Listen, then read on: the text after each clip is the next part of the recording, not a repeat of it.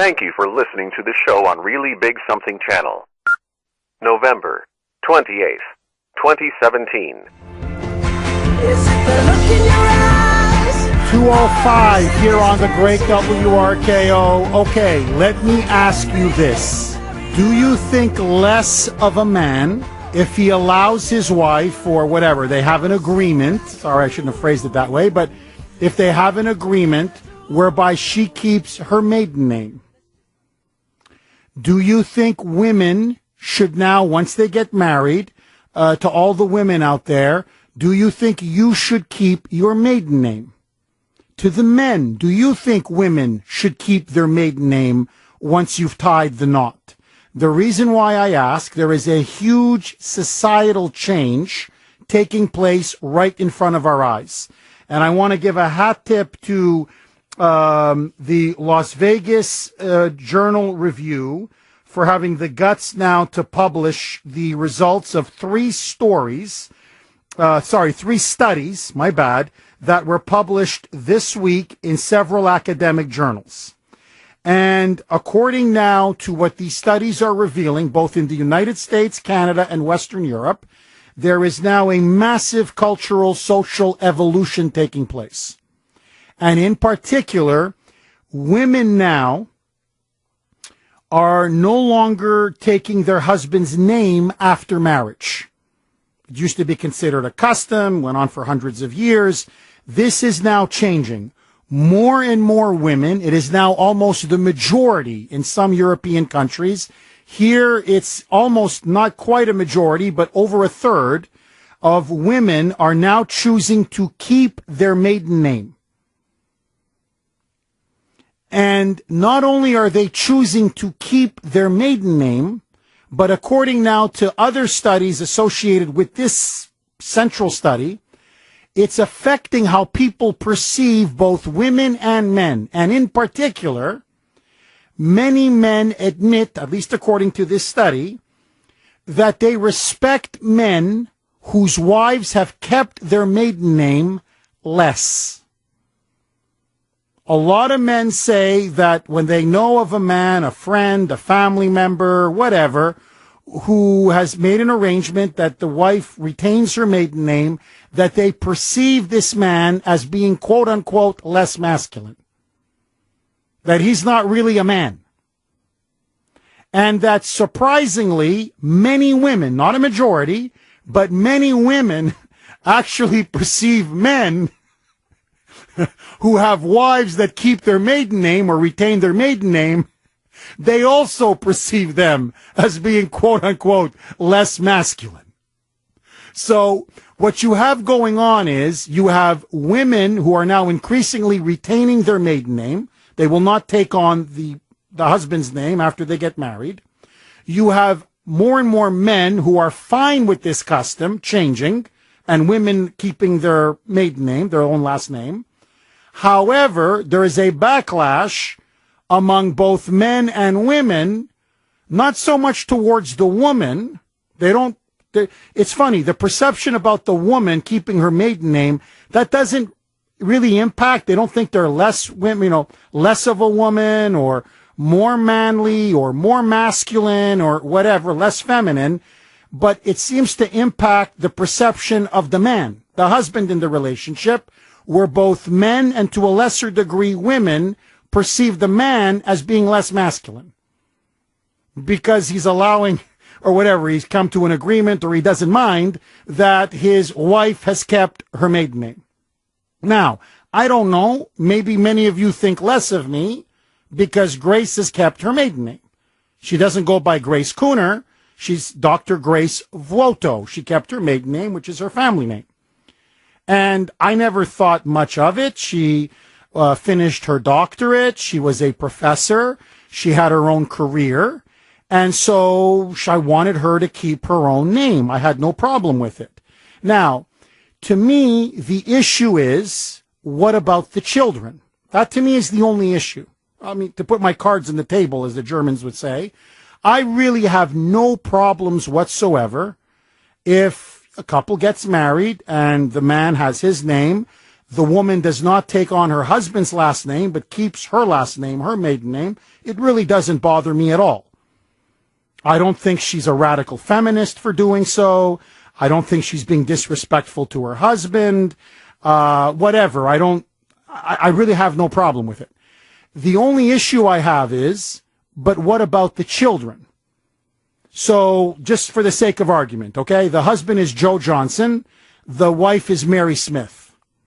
If they get married, what are you going to call the children? Johnson or Smith? Or, what is starting to happen, and this I do have a problem with, is they're now amalgamating the names. They're fusing the names.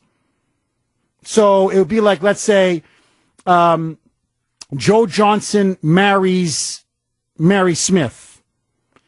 They changed the name to Mary Johnson Smith or Mary Smith Johnson. And then they pass that name on to the children. So the children are like, I don't know, little Jimmy Smith Johnson and little Jenny Smith Johnson. Now, what happens is if everybody starts doing this, imagine when little Jimmy or little Jenny get married. So Jenny Smith Johnson marries, I don't know, Tony, Ricardo Malthus. You see what I mean? Then you're starting to fuse a lot of names. And you start doing this for a couple of generations, and then it's like the first page of Genesis. Really, then it's Johnson, begat Smith, Smith begat Ricardo, Ricardo begat Malthus, and before you know it, you've got names that are one page long. So what we've done in our family is, it's Ashton Kuhner, it's Ava Kuhner. They've kept my last name, but Grace herself has retained her maiden name.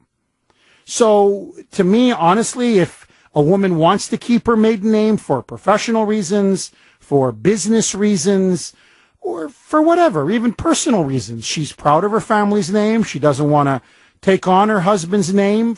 She, doesn't want to lose her last name. To me, I honestly have no problem with it, and I don't view men, because I'm one of them, who have this arrangement with their spouses.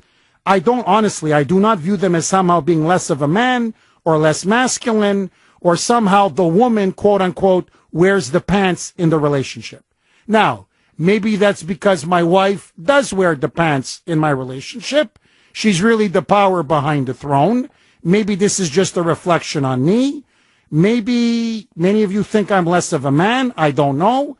But I have no problem whatsoever with women retaining their maiden name. My question is, do you?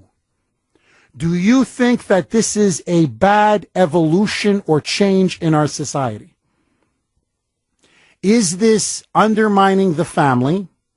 Undermining the unity of the couple? That's an argument constantly made. Well, if she won't take on the husband's name, how committed is she to the marriage, to the relationship, and to the family? And is this part of the demasculinization, the feminization of men in our society, that they used to be considered the protector, the provider of the family, the defender of the family? And that's why the women, historically, the woman would take on the last name of the husband.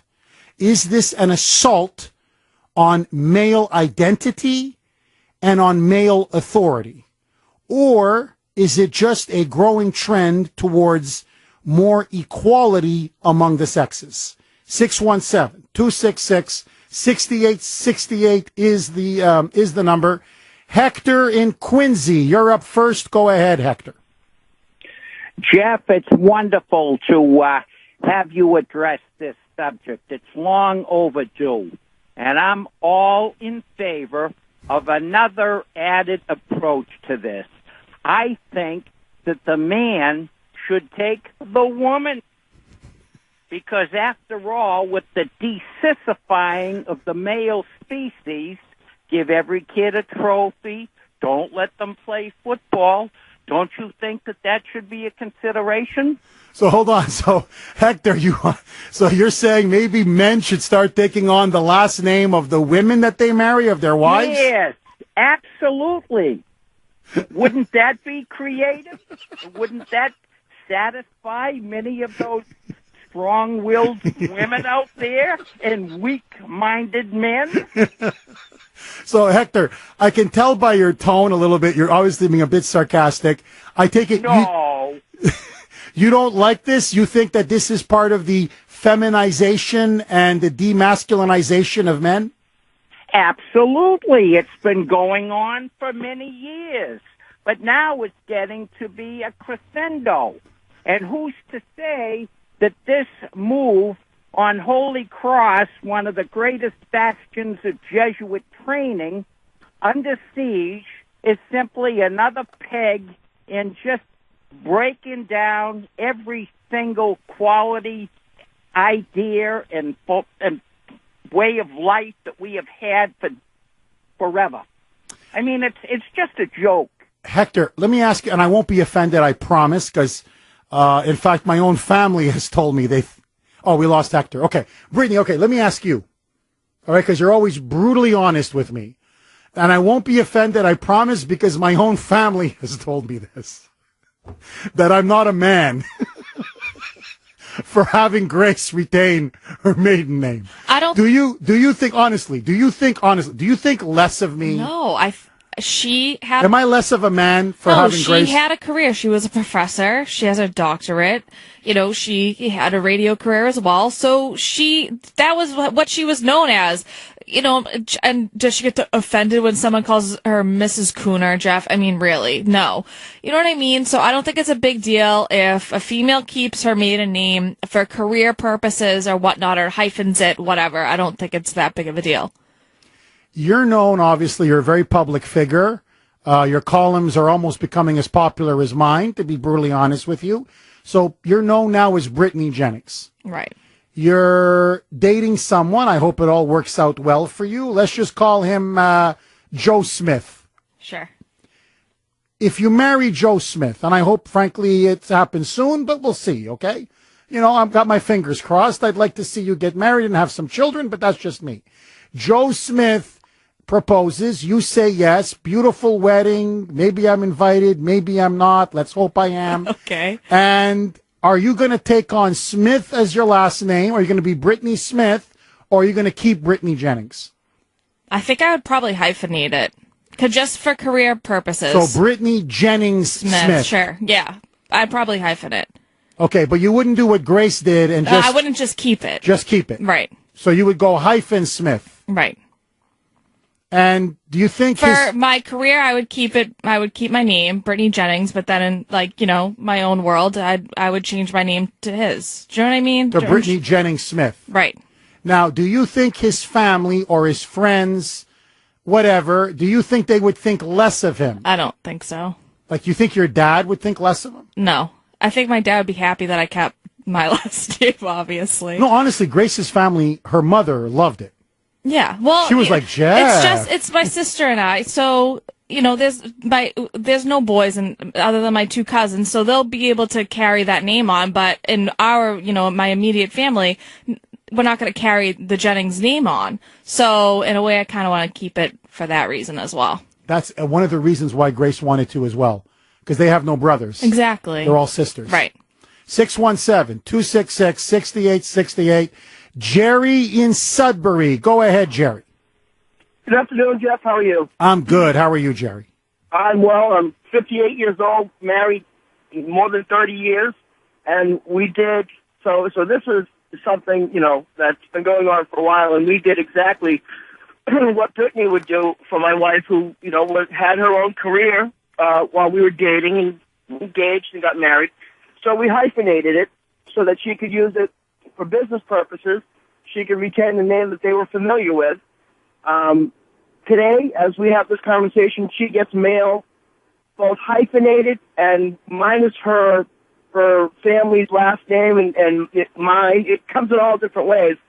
But what bothers me, so I don't think less of that situation, because I kind of get it. I understand it. What bothers me is the disturbing trend where men are now taking the woman's last name. So, for example, let's say it was Jeff Kuhner was marrying Brittany Smith, you would become Jeff Smith and not Jeff Kuhner. that's happening. That's disturbing. And the other thing that's disturbing is they're taking both names. So Brittany Brittany Jennings Smith would marry Jeff, I don't know what your middle name is, Kuhner, and they would put all 6 of those names together. And when they start having kids, the kids they add one of those two, the last surnames, into the name. It's like 5 things long. It's incredible. No, I know. Jerry, you hit the nail on the head. That's what I'm opposed to. You hit the nail right on the head. And I'm seeing that trend more. Like I said, it's the first page of Genesis. No, really. I'm like, it's like, whatever. Sally begat Martha, Martha begat Jenny, and it's just these names now. With the kids, I'm noticing, I take them to the Y or certain classes, they read out names. You got to see the names. I go, what is this, a name or a book? I'm not kidding. It's Bobby, Daniel, Harris, Smith, Johnson, Perry. Can you please? I'm like, what? All right, I got a middle name. Okay, a first name, a middle name, a last name. Now we're going into 6, 7, 8 names. I mean, how many names do you need, for God's sakes? 617-266-6868. Let me ask you this. What do you make now of the changing custom of more and more women, after they get married, retaining their maiden name? Do you think it's good or bad? And to the men, the husbands in the marriage, who are fine with it, studies say that men in particular view them as less of a man, less masculine, and even a lot of women view them as less masculine. So let me ask you, do you think less of me? Because Dr. Grace is Dr. Grace Voto, not Dr. Grace Kuhner. Do you think less of the Kuhner man? 617-266-6868.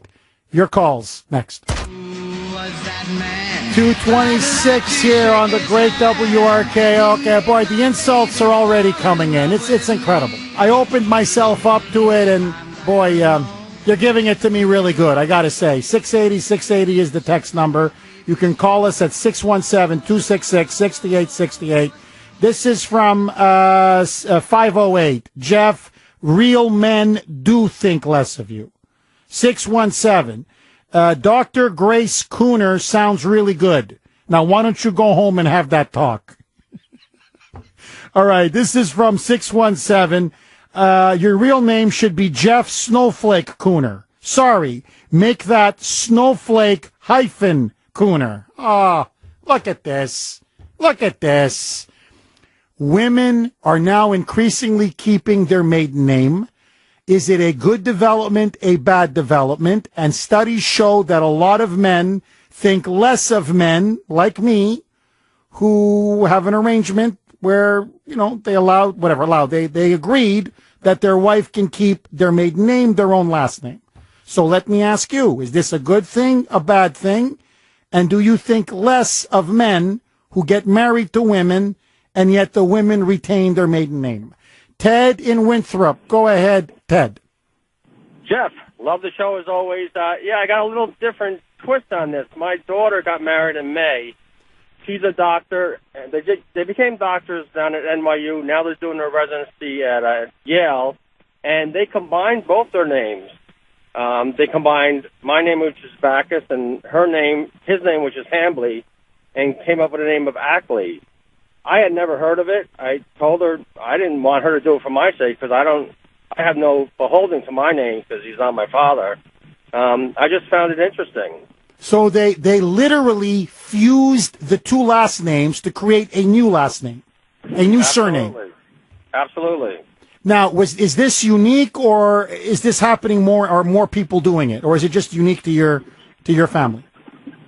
Well, I don't know. I asked my daughter, and she says, a lot of people are doing it these days. They're eschewing the old traditions and customs, and that's just the way it is. For instance, I always dreamed of walking my firstborn down the aisle, and she said, Dad, no disrespect, but I don't want to be given away. I find that archaic, and I have to respect that. So if you don't mind me asking, Ted, who did walk her down the aisle? No one. Just her and her husband walked down. No one gave her away because that custom. Oh, I get it. So he wasn't waiting for her at the end of the aisle, and she walks down. They both walk down the aisle together. Well, actually, no, he was waiting, but she walked down by herself. By herself. Oh, you see, Grace would have killed me. Yeah. I mean, I'm being honest with you. Grace, but thanks for that call, though, Ted. No, you see, Grace would have killed me.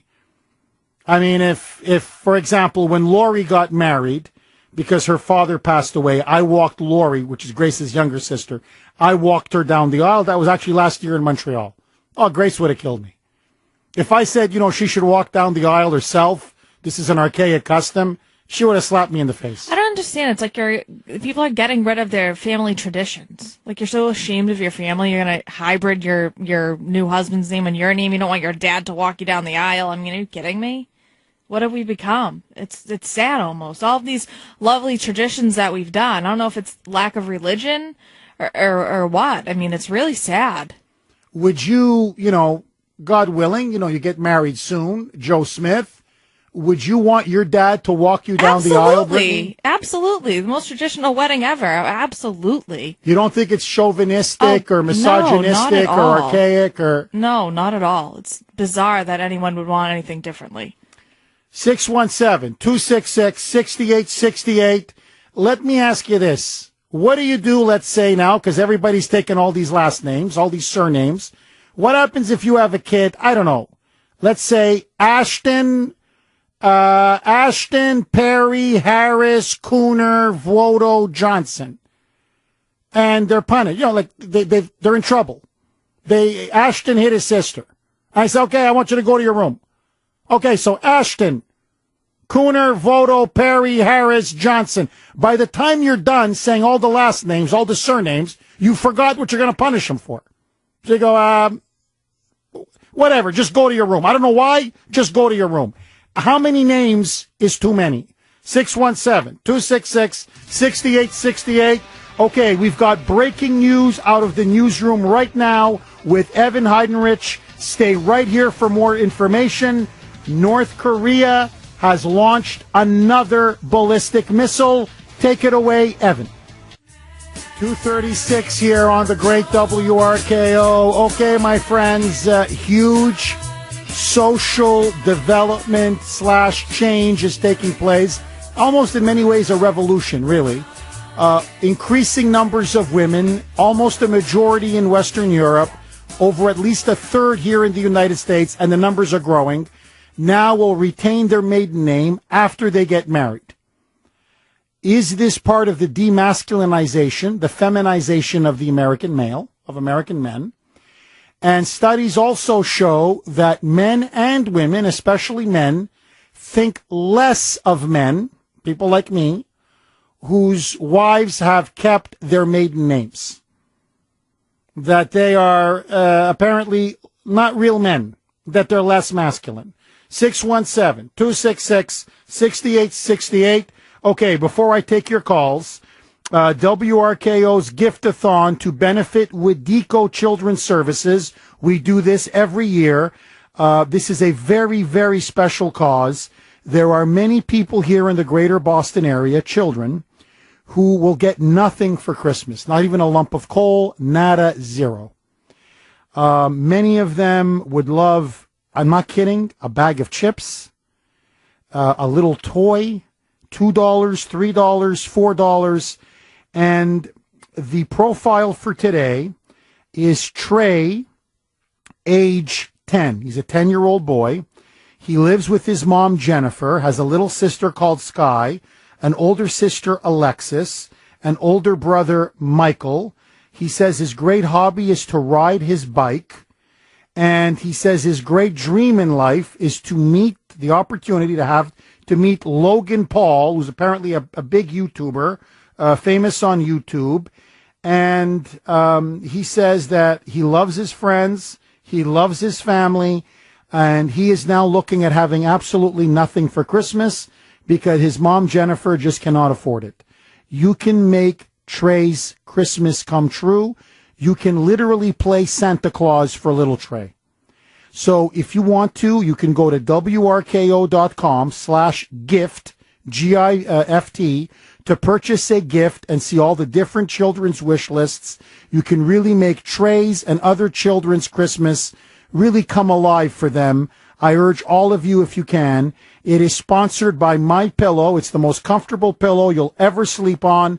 Call now, 1-800-972-2316, or go to mypillow.com and get put down code word WRKO to buy one and get one free. Nick, who's going to make the case why women should keep their maiden name. Hello, Nick. Jeff, stati radiš, kako si? Dobro sam. Nick, thank you very much. Where'd you learn that Croatian, Nick? Grandparents. Hold on, your grandparents were from the old country? Oh, yeah, and my mother. And your mother. Yeah. Nick, God bless you. Do you know what region of Croatia they were from? Well, partially Dubrovnik and Kače. Oh, so you're from Dalmatia, or your family's from Dalmatia? Yes, the other part of the family is Serbian, so I have constant conflict in my mind. There you go. There you go. You know what they say, Nick? It's better to just choose one or the other. You know what I'm saying? I would agree with you. Just take one side and that's it. I'll agree with you, and I'll transition that into the name game here. Go ahead. First of all, love your show. Thank you, Nick. Been listening for quite some time, first-time caller. So the sustainability of talk radio, as you know, is talk, right? So you pick a topic like this, which is very interesting, but quite frankly, it's based upon conviction and opinions in my mind. And I have to tell you, first of all, I don't think you're any less of a man. I first of all have to commend you. You married someone who's providing significant income for you, and that's a commendation right there.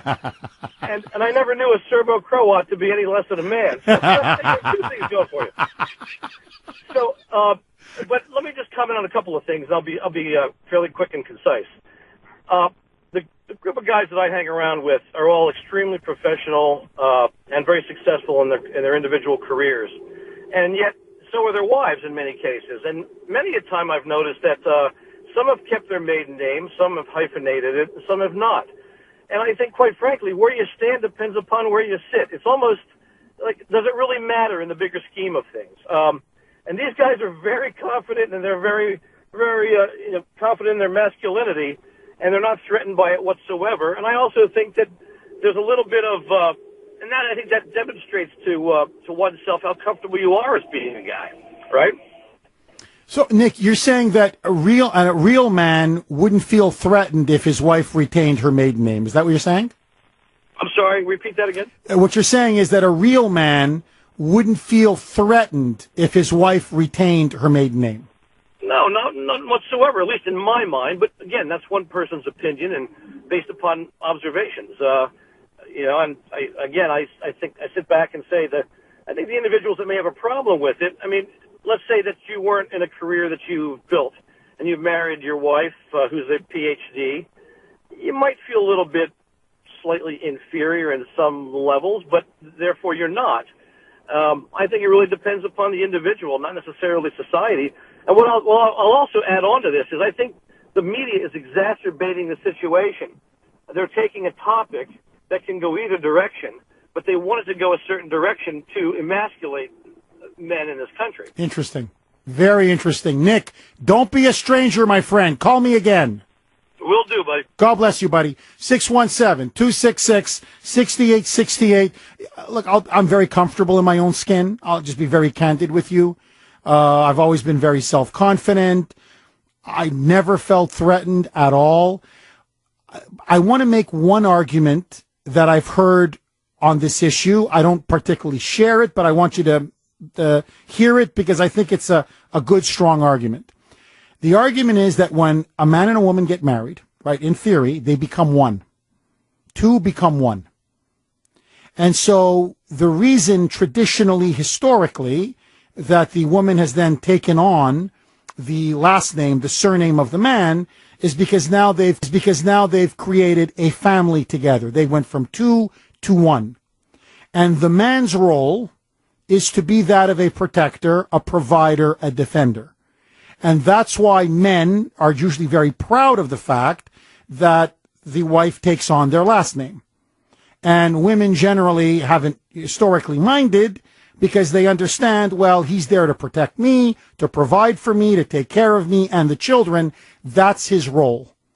And so the point is, if you are becoming one, why shouldn't you then take on the last name of your husband? I mean, that's one of the arguments against women retaining their maiden name. 617-266-6868. Lines are blazing. Andy in Nebraska. Go ahead, Andy. Yeah, first of all, my mom's side is Finnish. My dad's side is Swedish, so I have a Swedish last name. Pretty embarrassing to say the least.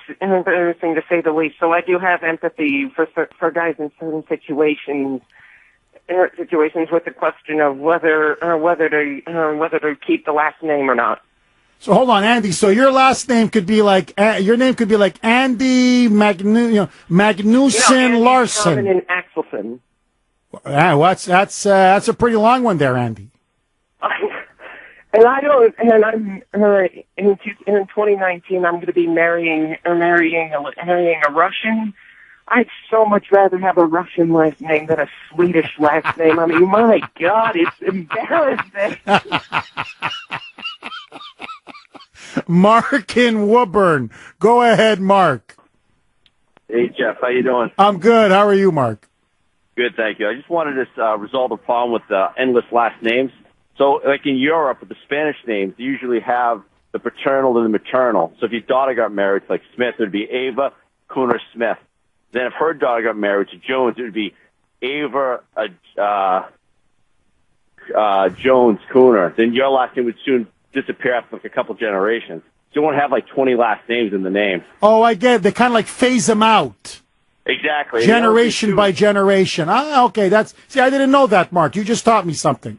Another thing, too, culturally, depending upon who you marry, I know we don't have like the type of like the royalty they do in Europe, but like in Japan, if you're a guy and you marry a woman who has more of a prestigious name, like Mitsubishi or Yamaha, you would take her last name, her family name. That's more prestigious. It's more, it's a better name. So you trade up, basically. Well, Mark, let me ask you this. If it's a choice between Kuhner and Vuoto, because that's my wife's maiden name, should I go with Kuhner or Vuoto? Kuhner. Oh, you think Kuhner's better? Absolutely. See, that's what I've been telling my wife for years. Yeah, with the sound, Kuhner has, harder sound. It sounds stronger. It sounds more masculine. Mark, thank you for that call. 617-266-6868. Okay. I wanted to do this story yesterday. I didn't have time. I would be remiss if I don't get to it at least now, because you need to be aware of this. As you know, this state is desperately in need of constant revenue. Okay, they don't know what else to do.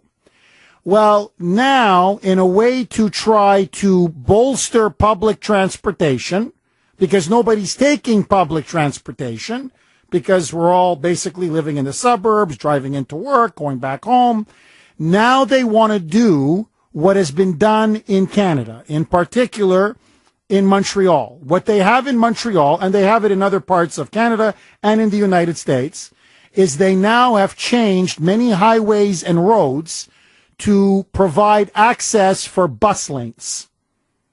So, for example, you're on a highway, 4-lane highway.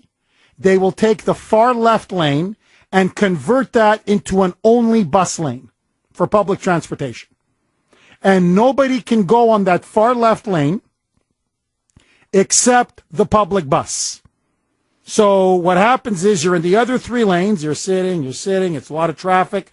Well, in rush hour traffic, whether it be in the morning or afternoon drive, 6 to 10 in the morning, 3 to 7 at night, the only thing you will see going up and down on that far left lane about once every 30 minutes is a freaking public bus. That's it. So you're sitting in traffic, but the bus lane is completely free. Now, they want to do this to encourage public transportation, A, to raise more money, B, they think it will get more people off the roads driving and encourage them to take the bus. And they believe in the long run, get less cars on the road and eventually ease up on congestion. Well, guess what? The moonbats here in Massachusetts now want this proposal and this model imposed on your roads. In particular, what the MBTA is now pushing is they are going to cities and towns all over Massachusetts, saying that they want cities and towns to agree to have what they're calling dedicated bus lanes at the expense of drivers. So they want to go to Roslindale. They want to go to Arlington. They want to go to Somerville. They want to go to Watertown. They want to go to town after town, city after city, and essentially say this. They want one lane on the highways, simply only designated for the buses, and they want many roads, either the areas for parking, designated for parking, they want that to be converted into a bus lane, or if it's a 2-lane road or whatever, then have one of the lanes turned simply into a bus lane only. Now, can you imagine the absolute nightmare that this is going to create? I've heard of some crazy proposals in my life, okay? But this one may just take the cake. So, on the roads that we pay for, our taxes, in a state and a city which already has serious traffic congestion problems, now you want to essentially deny drivers, commuters, access to an entire lane? So, as I was telling Brittany when we do our pre-show meeting, I said, imagine the Pike. I'm driving on the Pike. There are 3 lanes on the Pike. What they want to do is they want to make the left lane the bus-only lane for morning rush hour and evening rush hour. So imagine now that whole lane, now all the cars have to then only go on the middle or the right lane. So those 2 lanes are going to be filled with cars and congestion, even more than they already are. And you're going to be sitting beside, as you're waiting in traffic, bumper to bumper, a whole lane that is completely unused, except once every half an hour, you're going to see a stupid bus go by. And they're saying that this is good for the city because according to the MBTA and the liberals who are pushing this, many people in Boston now, they say, no longer own a car or refuse to drive a car.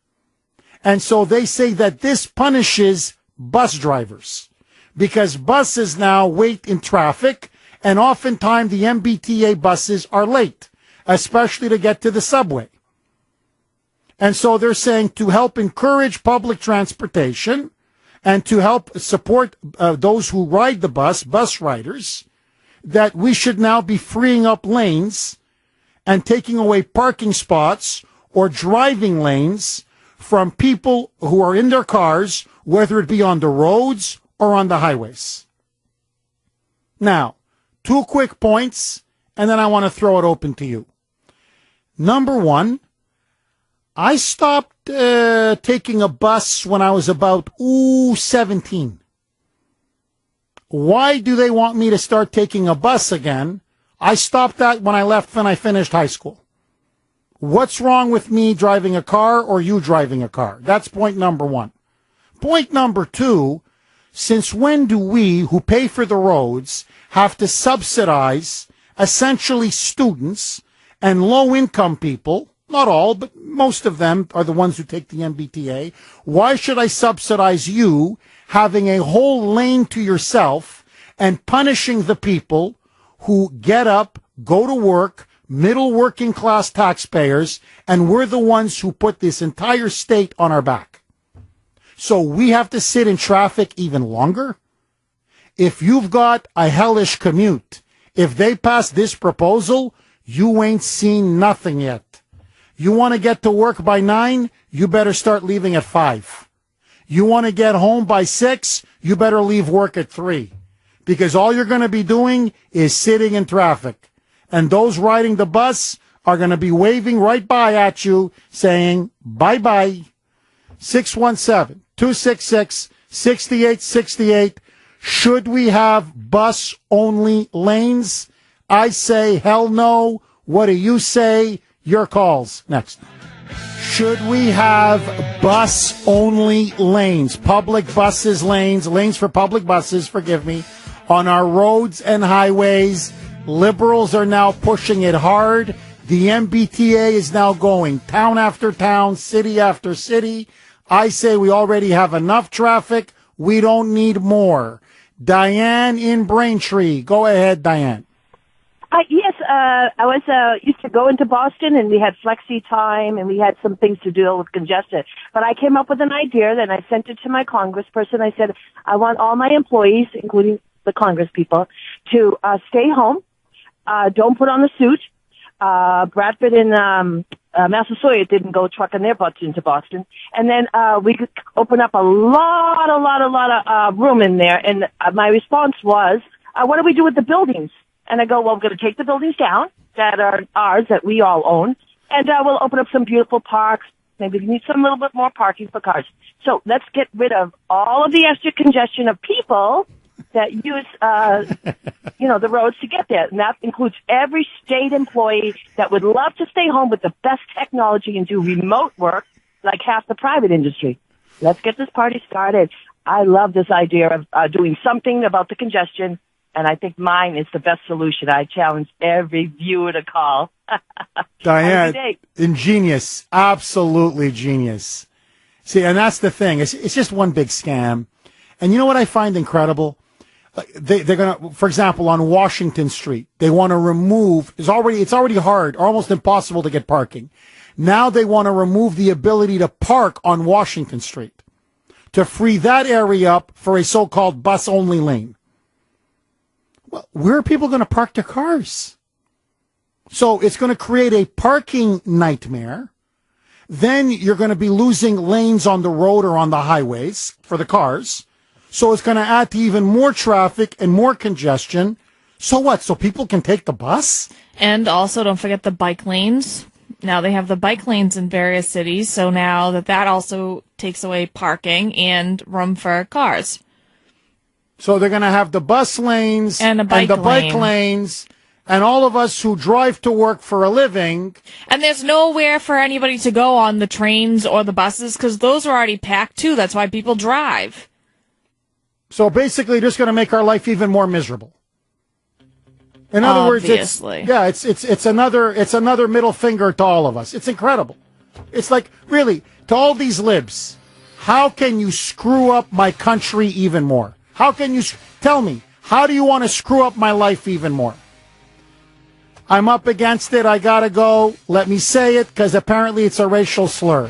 Pocahontas, Pocahontas, Pocahontas. The voice of Boston is you. 680 WRKO Boston, 93.7 WEEI HD2 Lawrence, Boston. It's 3 o'clock.